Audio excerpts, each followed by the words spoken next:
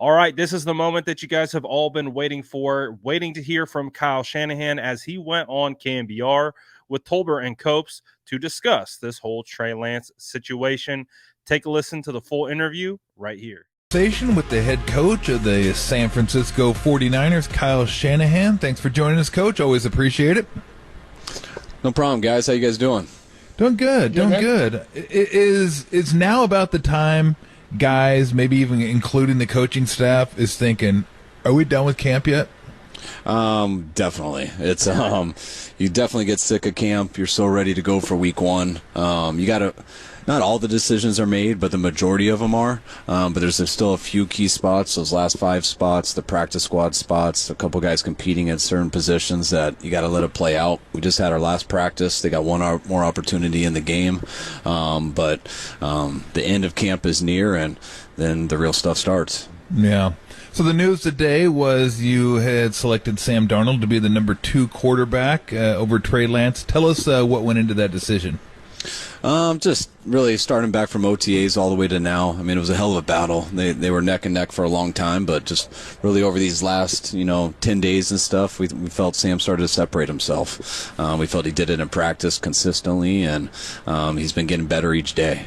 Trey made it real tight. He made it tough. It wasn't an easy decision for us, but we felt, with the work that they both put in, this game, our decision was made before this game, so felt I owed it at least to Trey to tell him first and foremost. So I brought him in this morning and let him know, and now we're here. Obviously, when you drafted him, you move up to number 3 to get him. The idea was to have him be the franchise quarterback. It didn't work out that way.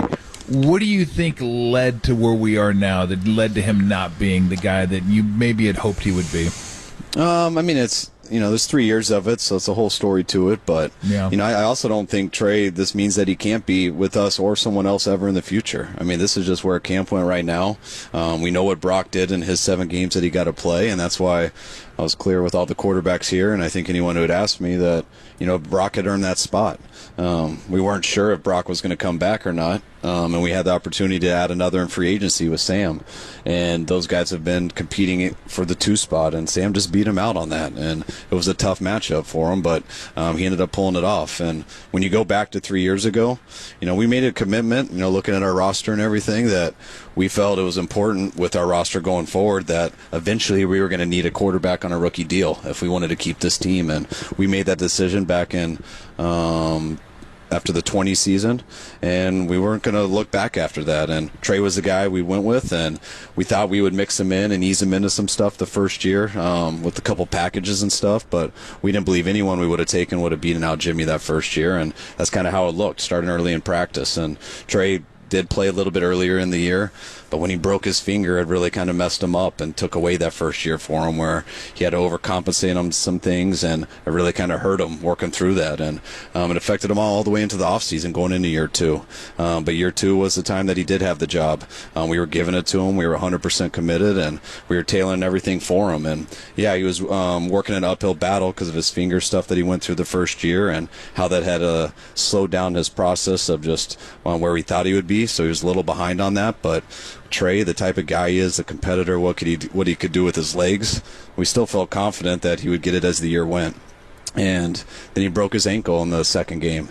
And when he did that, it took away another year for him to develop, and that was unfortunate. So he missed 2 years to develop, not to mention the COVID year of his last year in college. So now he'd gone 3 years without it, and that opened up an opportunity for Brock. And, we took Brock in the 7th round. Obviously we weren't thinking we'd be in this position. But when Brock got that opportunity, he came in and he played at a very high level. And whoever would have been here with the way Brock looked, we were going to go with Brock. And that was the reality of it, and we gave him a big chance to win that 2 spot this year. I think we were pretty lucky to get Sam to come here on the contract that he did, just knowing how the rest of the league looks at Sam and things like that. But Sam chose to come here, and it was a very tough fight, but in the long run, Sam ended up winning it. And the more I could do that, once I knew that and I knew it was the case, wanted to make sure I told Trey as fast as I could.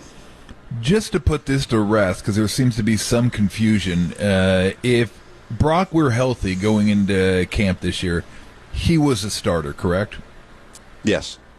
Got it. Okay, just to put that to rest, there seems to be some confusion out there. I don't know why there's confusion. You've said it like 7 times. I know. It actually blows my mind that there's confusion because I feel like we've said that like 100% consistent since day one. But yeah, there is confusion. I guess I'll keep saying it. I think it's been out there. It's the NFL. Yeah, that's what happens. Most people should probably know that. And here's one thing I don't know if I've heard you address, but I hear it all the time. Just to hear you say it, people always complain that Trey got hurt because you ran Trey up the middle all the time, and I'm just wondering if you would address that. Yeah, we try to do things for all of our quarterbacks that we feel gives them the best chance to be successful, and that was one of the number one things that Trey did in college. That made them an undefeated team, made them a national champion, made them extremely hard to beat. That was one of the things we loved the most about him. That's one of the things Trey likes the most about his game.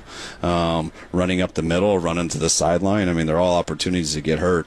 I know I do hear that, the stuff you just got to deal with, but those are things that gave Trey a very good chance to be successful.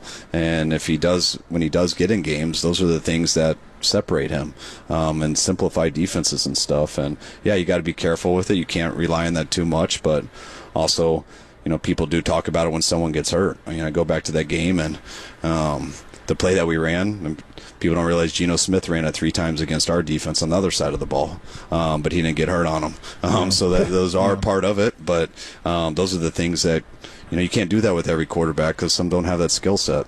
Trey does, and that's why he was successful in college, and that's why so many people were into him because they feel he has the skill set to do that and the skill set to do more once he can develop a little bit more in that area. I was just going to say no one cares about the process. They all care about the result. Yeah. Whatever happens, that tells you whether it was good or bad. And that's the furthest thing from the truth. Just real quick, last one for me on Trey. Do you have any expectations one way or the other whether he'll be here when you guys be a member of the 49ers when you guys play the Steelers? I'm really hoping so. I mean, this isn't a thing that we're giving up on Trey. This is more of how Brock played in his 7 games, and that was decided before the season started.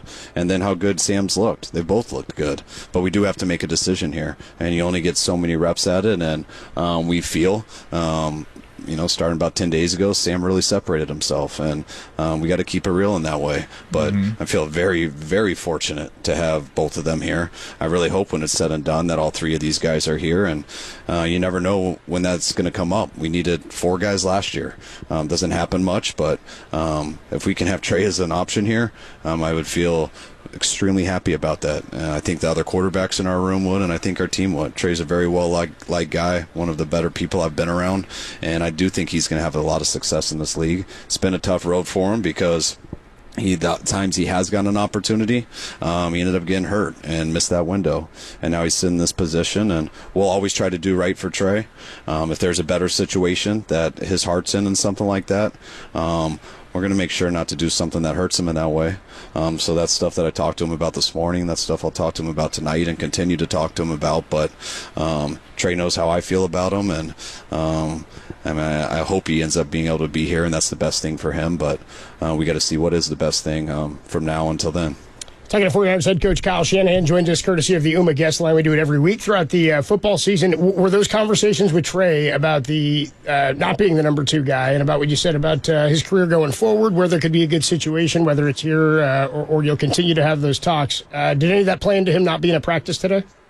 Yeah. I mean, it's always. I mean, Trey's put his heart and soul into this, like a lot of players, like almost all players do. And these are conversations I have to have with guys a lot, and they're never easy.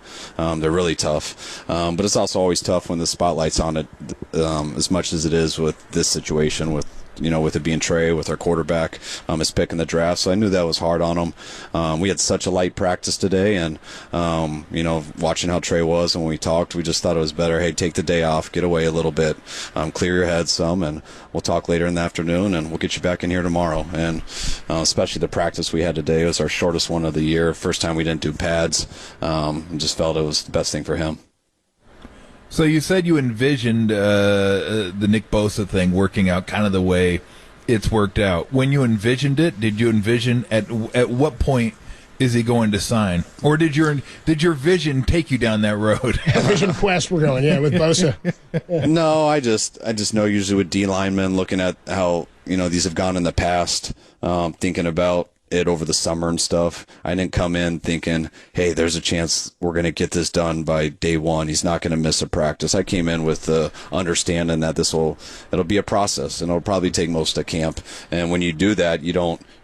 That's how I came into it. So I haven't sat here thinking about it every day. Obviously, love Nick and want him here as soon as possible. But I knew it would take some time, and it has gone that way. And hopefully, it won't go much longer. Do you still have plans to play Trey on Friday against the Chargers? Yes, I do. Yeah, as he comes back here and we get all this situated. But I plan on Trey going in right after Sam. Kyle Shanahan had a lot to say in this particular interview, obviously about Sam Darnold, Trey Lance, Brock Purdy, and all the quarterbacks and everything in between. Let me know how you feel about what Kyle Shanahan said and how he addressed these particular questions and reports and rumors about the 49ers quarterbacks. Let me know in the comments below. Make sure you go and follow KNBR on YouTube as well for getting this interview and being able to share it with us all.